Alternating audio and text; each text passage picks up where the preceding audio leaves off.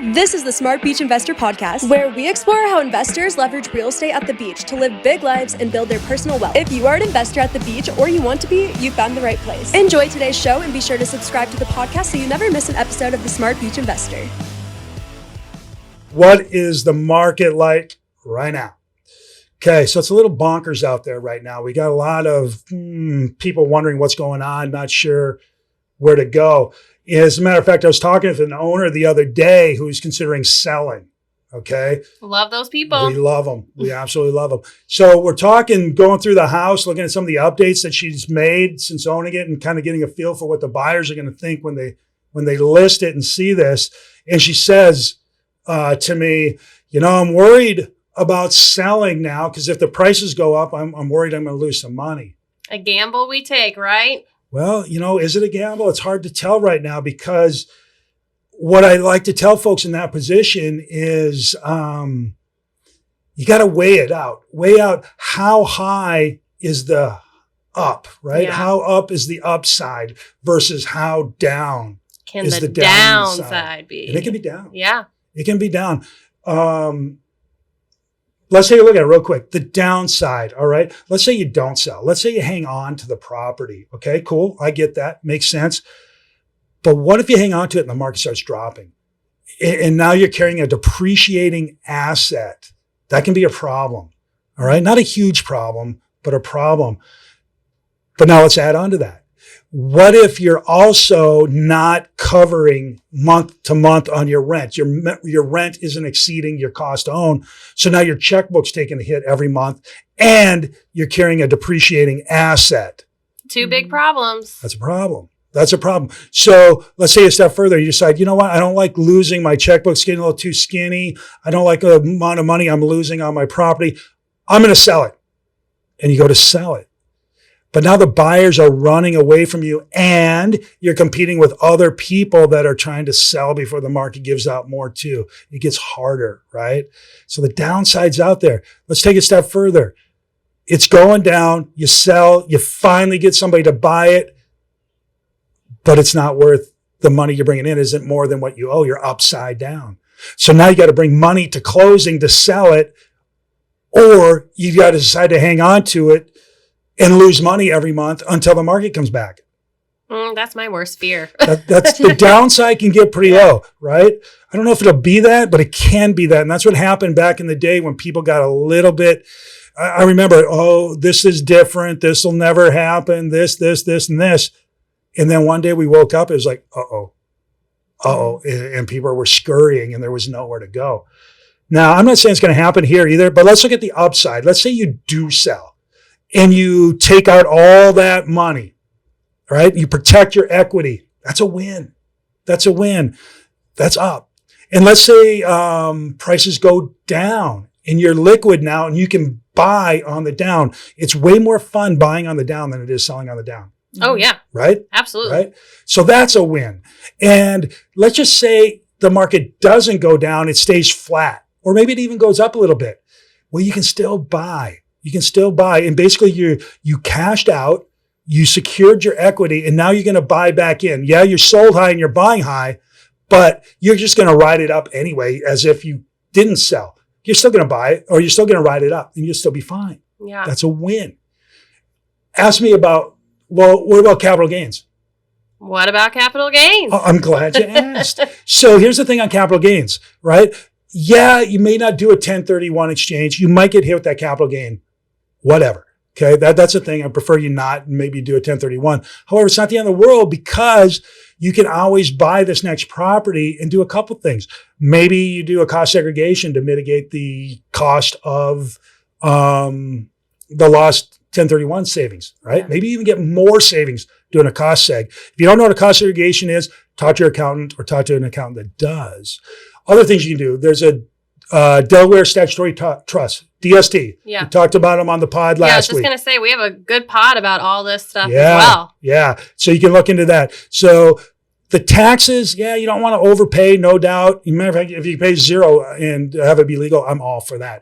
So there are ways to get out of that. So the upside is still pretty high up and the downside can be crushing. So be careful. That's where the market is right now. And as always, what do we say, Katie? Best time to sell is now. Best time to buy is now. Unless you're in it for the long run, then. And what is the long run? 5 years or more. 5 years or more. So if you're going to own a property for 5 years or less, maybe sell next year, maybe the year after, maybe in the fall, sell today. Mitigate the risk that is out there. We know that the market is today. We know the demand today. We know the price of money today. We know the market today. In 2 years, not so much. 5 years, it gets really murky. So be careful. 5 years, longer, 10 years, 20, whatevs. Hang in there. You'll be fine. All right. So we have a really great guest today, a new agent with us at Keller. Well, not really that new, but yes, a new agent with our At the Beach team here at Keller Williams. Excited.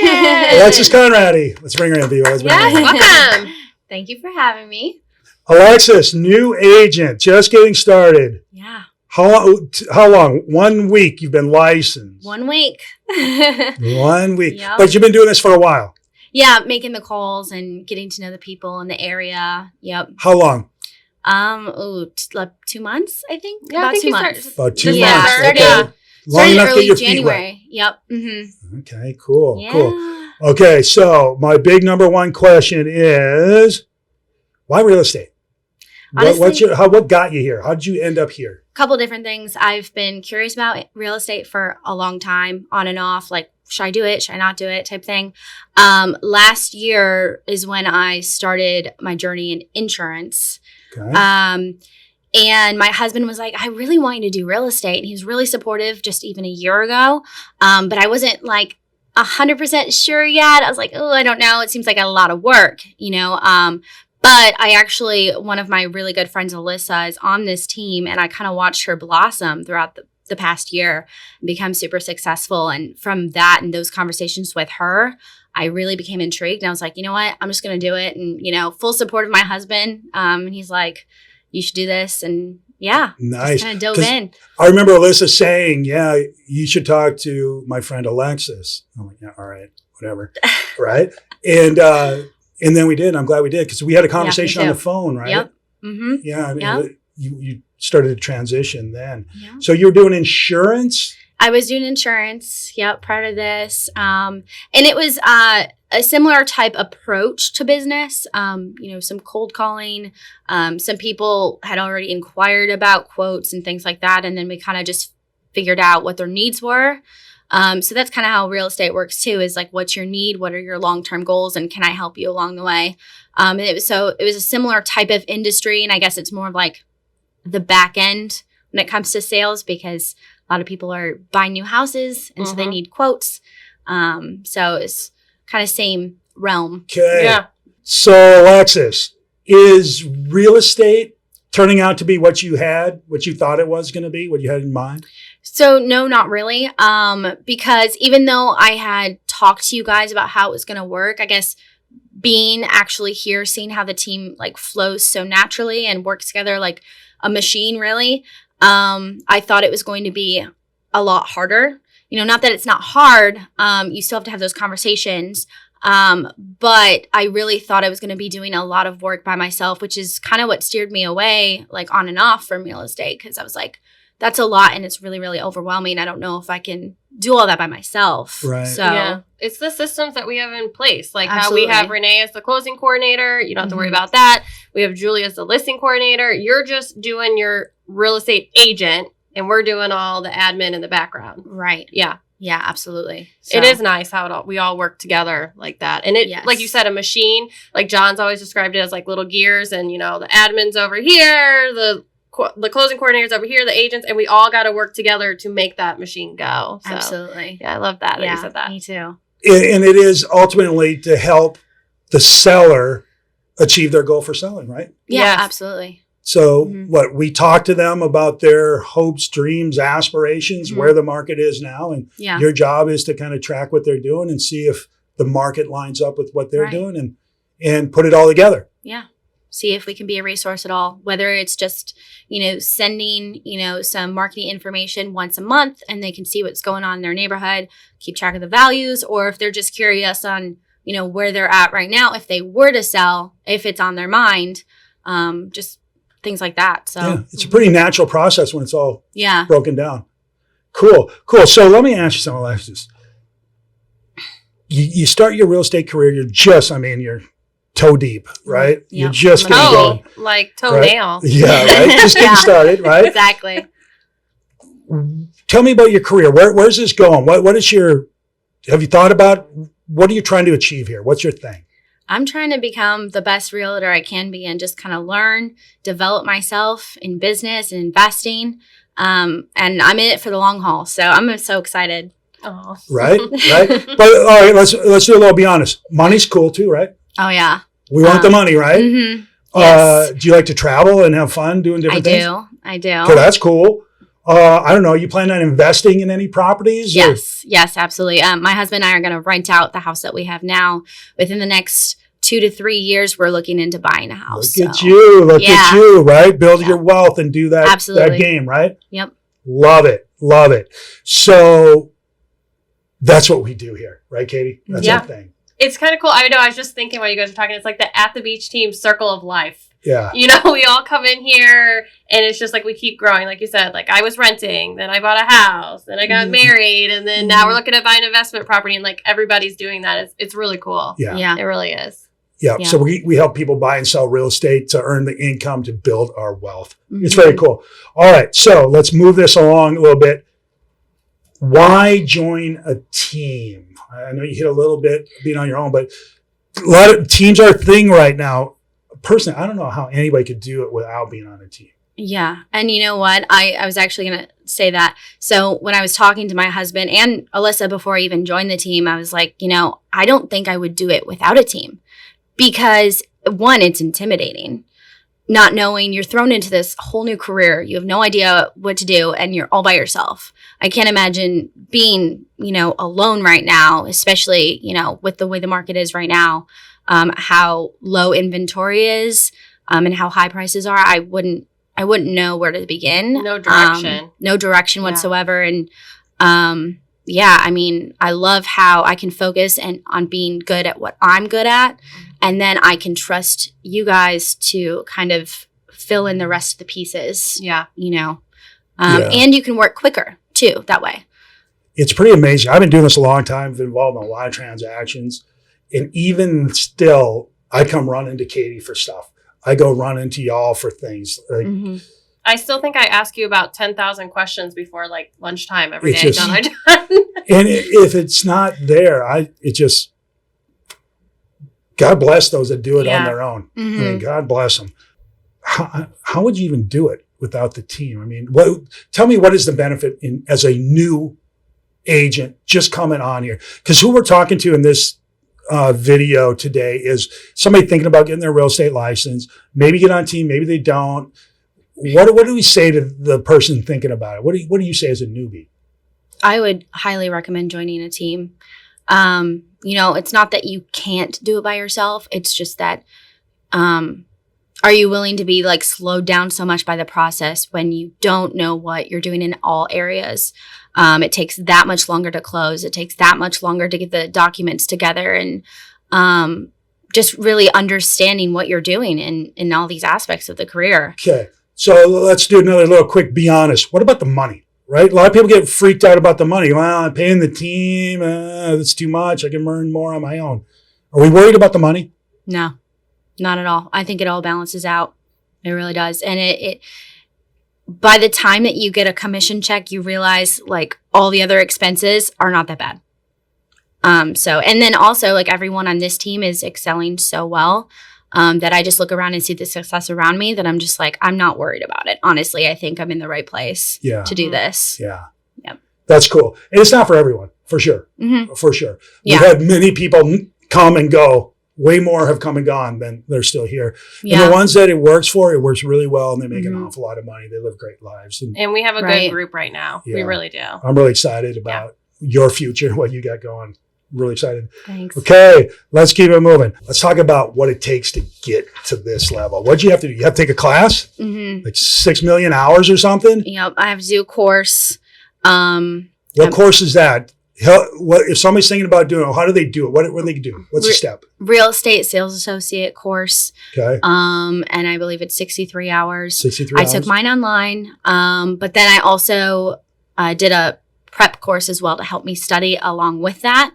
And I think that helps a lot because if you know how you are when it comes to learning, whether you're a visual learner or if you have to take notes with everything, just knowing what works for you helps a lot too. So you sign up for a course. I did Kaplan. Okay.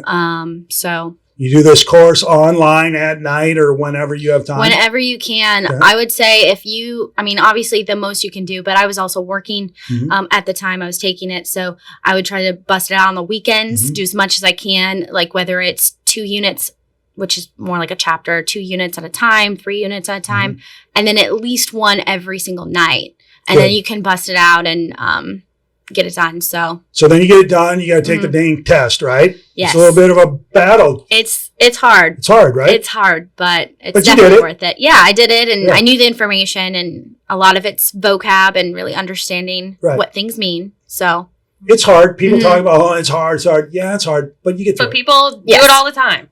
exactly. And there's so many people who are successful at it. So it's like, if they can do it, I can do it. Right. Yeah. Right. Mm-hmm. So good. So, all right, you passed the test. Mm-hmm. Yay. Now what? You got to hang your license. What does that look like? What do you got to do there? What do you mean? You're going to, in this case, you're at Keller Williams. What? You have to go sign some you have to paperwork have or something? brokerage. Yeah, you have to find a brokerage. And Okay. luckily I already had mine, ready to go. And then there's a ton of like paperwork. You got to sign up for the MLS, e-car. Okay. That's what, a week? Days? I think it's a week or 2. Okay. Yeah. It's really nice though with Keller Williams. They do a lot of that for you in the background and stuff. So really nice to have that as well. Mm-hmm. Their admin over there is great as to set you up with all that. And it's just like, here you go, here's your little login. Exactly. I filled out this onboarding paperwork and what I would prefer my email to be and my passwords to be, and then they just sent me all these emails back like, all right, so this is your email password for this and your username for this, and this is how this works, and you're all set up with Keller Williams, the MLS, exactly, and you pay for all these things, like your split with Keller Williams, you pay for your e-car, and there's a few other fees for getting started. Like a $25 one here, a $75 one here. And Then once you get all that straightened out, then you're good to go. And Okay. And if you're with a group like us and you've been working prior to this, so you kind of hit the ground running. Mm-hmm. Right. You've had one closing, you got another one coming here soon, and we got some stuff happening. Yep. And I've actually got a CMA to prepare for this. Very cool. Exciting. Yeah. Very cool. So I love it. I love it. So one last thing I want to do here before we start to wrap this up. Okay. It's a little bit of an exercise. I just did it with Courtney and another gal, and it got me thinking about you guys, about you specifically. So, and folks watching. So here you are today, right? Mm-hmm. Kind of in your mind, fast forward out 10 years, right? What does Alexis's life look like? You're 10 years out. Do you have houses? Do you have your investment properties? Are you a millionaire? Are you a multimillionaire? What does your world look like? Are you traveling? And then go out 20 years, right? What do you look like? When you're in your 40s, right? Younger than I am now, and you're donating a ton of money to kids that need food in Africa or whatever the heck it is you end up doing. And you got all this stuff, right? You're living this massive life. Just think about that looks like. And then just go back and reverse engineer. How did you get there? What did you do, right? 1, 2, 10, 20 things. And just write out, what did you do? And just work it reverse in your mind. And that'll kind of give you a roadmap to get to that life. And as you're doing it, think about how did you get there? Why did you make the moves you did? And who were the people instrumental in making that happen? And go through that and reverse engineer it. I think it'll give you a pretty good roadmap. And anybody who's watching this, kind of do that exercise. And as somebody who's been there and done this, my experience is it's the who. It's the who that's going to actually matter most, right? Who your friends are, who your teachers are, who your mentors are, who the people you hang around with are. It's kind of like that old saying, right? It's not what you know, it's who you know. Yeah. For sure. So think that through and make sure you get attached to the best who's you can get attached to. And that'll give you a better shot at this future big smile, right, in 20 years.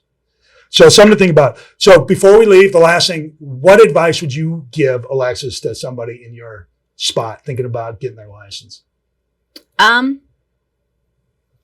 Honestly, if you really want to do it, just have confidence that you can do it and just dive right in. Stop thinking so much about the what ifs, like what if I don't make enough money, or what if I can't do this, and just dive in, because you learn the most from that, and just that confidence will push you through to the next step, and then before you know it, you're on the ground running and you're doing well. So, sounds like pretty good advice. Yeah. There you go. Other thing you can do, you can call Katie Luce. How do they get a hold of you, Katie, to figure out how to get their real estate license? Yeah, if they want any information about getting their real estate license or more information about At the Beach team, they can call us. It's 850-654-3325. Thanks for listening to the Smart Beach Investor Podcast, where we explore how investors leverage their real estate at the beach to live big lives and build their personal wealth. If you like what you heard, be sure to subscribe to the podcast so you never miss an episode of the Smart Beach Investor.